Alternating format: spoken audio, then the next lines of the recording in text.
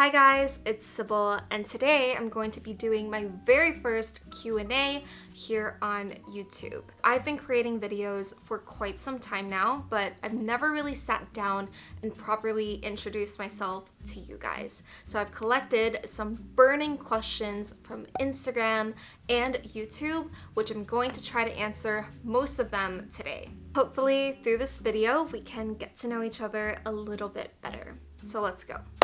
So starting off with the basics, hi, my name is Sybil Wang and I turned 23 this year. And last June, I graduated from college with a bachelor's in international affairs. So the first question I'm going to be answering is, what's your MBTI? And I actually retook the test just yesterday to make sure that I had the most up-to-date answer. And I am currently an INFJ or an advocate.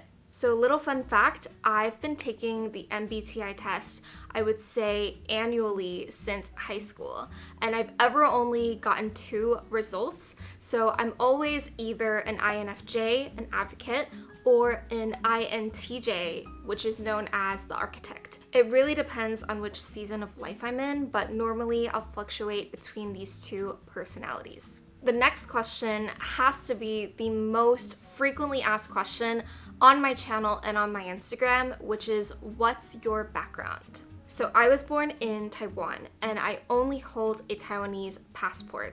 But when I was 3 years old, my family moved over to the States.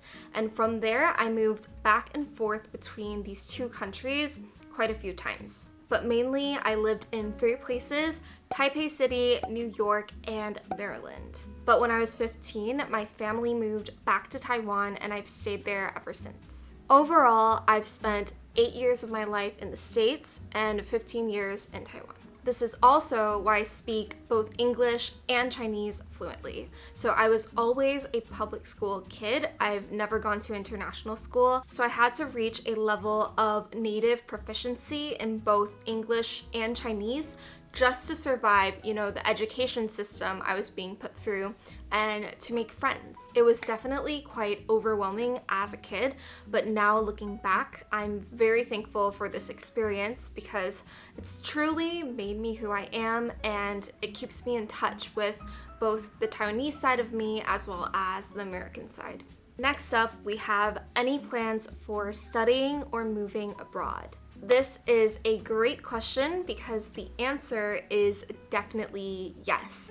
So this is the first time I'm officially sharing on my channel that I've moved to London, hence the new background, the new room. I'm going to be starting my master's degree at Imperial College London at the end of this month, so I'm going to be studying the Masters of Strategic Marketing. I actually got my offer back in early January, but I didn't want to say anything until everything was set in stone, my visa, my apartment situation, everything. So I'm very happy to finally share the news with you guys officially. So I know from my firsthand experience that grad applications are super stressful. It's a super arduous journey. And with the new application season right around the corner, I'm looking to push out some videos on grad application tips as well as how I got into Imperial Business School. So make sure to look out for those videos. Another very popular question is, what are your career aspirations? So I'm someone who's very ambitious and has a lot of different interests, which is why I have a variety of aspirations. But to share a bit, I think at this moment, I definitely see myself becoming a product manager or project manager in the FMCG or luxury retail industry. So I previously interned at some amazing brands like Estee Lauder and Cartier, and I had a great experience learning about, the FMCG and luxury fields. Specifically, I really love the storytelling and the strategic aspect of this industry. And I definitely do see myself, pursuing corporate at least for a few years after I graduate. I know that a lot of Gen Z nowadays aren't big fans of the corporate system, but for me personally, I think there's still a lot for me to learn in the corporate world, I think it's a great environment for you to interact and learn from mentors and teachers that are more experienced than you. So yes, after I get my master's degree, I definitely see myself doing product in this field. But at the same time, I definitely want to continue doing YouTube, sharing knowledge, providing value to you guys. It makes me so fulfilled seeing you guys achieve your dream school, your dream job, or taking that leap of faith and moving abroad after watching my videos. I think we have such a positive and supportive community here so far, and I love what I can do on this platform, being creative, sharing my knowledge, so I'm definitely going to continue pursuing this as well. Along the same lines, a few people asked, do you want to pursue your future career in Taiwan or abroad? My answer to this definitely fluctuates a bit, but at this very moment, I would say I want to try working abroad first. Like I mentioned before, I moved around a lot as a kid, so I've always been quite curious, adventurous, and just open to uncertainty. But for the past 8 years of my life, I've stayed in one place in Taiwan to finish school, and I definitely think that now it's time for a change. Also, some of you guys may know, in East Asian countries, it's quite the cultural norm to, work overtime and sometimes without compensation. And as someone who really values work-life balance and growing this YouTube channel, I definitely want to try working abroad first to see if the environment suits me a bit better and gives me the flexibility to continue, pursuing this. So now we're gonna move on to the more fun and personal questions. And the first one I have here is, if you could time travel, would you travel to the past or the future? So I would definitely travel to the past because I think I am quite a nostalgic person. I'm captivated by time periods with a very unique, cultural edge. So think Roaring 20s in the States or the Swinging 60s here in Britain. A good chunk of my all-time favorite books are historical fictions that take place in these time periods. Or even going back to the early 2010s when I was just a teenager at home watching saturated YouTube videos, Bethany Moda, Meredith Foster, or Jen Im, who I still love dearly today. I definitely think that people often over-romanticize history, but I'd love to time travel back and see everything for myself and see what everything was really like. Next up, we have a question about love. So this one says, do you believe in love at first sight? So while I consider myself a romantic, I'm going to have to go with no for this question. And don't get me wrong, I definitely believe that when two people meet for the very first time, there can be a very strong, attraction or connection between them. But to say that's love, I think it's a bit premature.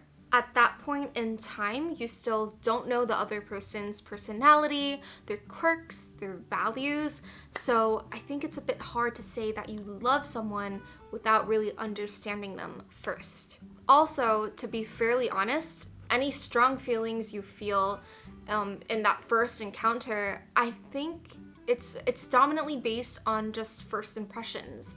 So unfortunately, no, I don't think I believe in love at first sight.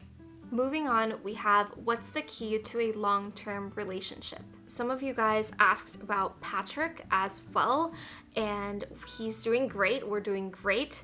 If you guys don't know, I have a boyfriend. His name is Patrick, or Pat, and we've been together for 7 years now. Obviously, relationships are super complicated. It takes a lot to maintain them, but to me personally, I think that effort is the key to long-term relationships. So effort here can be interpreted in two ways. So the first is putting an effort in your relationship with your partner, and also putting effort into yourself as an individual. When you're with someone for quite a long time, it gets super easy to start taking the other person for granted.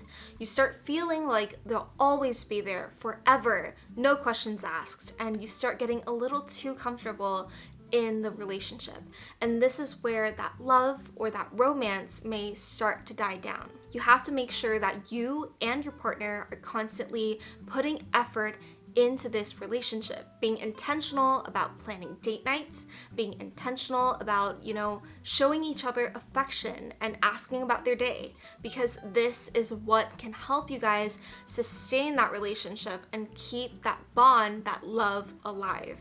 On the other hand, it's also super important to make sure you're putting effort in yourself to be growing as an individual. And let me tell you why. When you're in a long-term relationship, you get to this point where you feel like you know your partner inside and out. And when that happens, you guys might start having less and less to talk about. When you put in the effort to better yourself, learning new skills or picking up new hobbies, you constantly have new things to share with your partner. And you guys have new things to talk over and bond over. So all in all, I think just putting effort in the relationship, in yourself, both are super crucial to sustaining that long-term relationship. Another question I got quite a few times is, how do you stay confident? I could make a whole other video on this topic alone, so I'll keep my answer here short and sweet. I think internally, the first step to confidence is always self-understanding. So it's super important to really be aware of not only your weaknesses, but also your strengths. It's human nature to focus on our flaws because it's our basic survival instinct to really pick out the potential flaws and potential threats in our lives. But everyone has something that they're good at, even if it doesn't feel that way sometimes. You might be a great sister, you might be a great organizer, you might be great at drawing or dancing, whatever it may be. Remind yourself of these strengths and try to switch gears, get out of that basic survival instinct mode, and understand your own worth. Of course, at the same time, you have to be actively improving on your weaknesses. A common misconception about confidence is that it seems like only people who are perfect or close to perfect can be confident, but that is simply not true. As long as you're working on yourself, putting in the effort, bettering yourself, then you have something to be confident about. From another perspective, externally, I think that surrounding yourself with driven and uplifting people is also super key to confidence. You know what they say? They say that you are the average of the 5 people you spend time with. My friends, they're all very driven. They have something that they're passionate about. They don't use social media much. They don't compare themselves to other people. And they have a relatively positive attitude on life. And I think being around people like that also helps me find my center, find my purpose, and it's really helpful when it comes to confidence as well. Next up, we have any advice for English learners that want to become fluent. My answer to this question is definitely immersion. Obviously, it's super important to pay attention in your English classes, read up on your English textbooks, but I think that the differentiating factor between being fluent and just knowing the language well is being able to use it in your day-to-day life, How do the Americans, the British people, actually use the English language? It looks very different from what you learn in your textbooks and the audio tapes your teachers play for you. So if you can, take your phone and change your language settings to English. Start watching English TV shows, English movies, reading the news in English as well. Just try to create that English speaking environment for yourself to really get to that fluent level in the language. So that is all of the questions I will be answering today. Thank you guys for leaving so many questions for me and constantly being supportive of my videos. If you guys enjoyed this type of video, please let me know in the comments because I'd love to just sit down and chat with you guys a little bit more often. Thank you guys for watching today's video, and like I mentioned, the grad application videos will be coming very, very soon, so I will see you guys in the next one.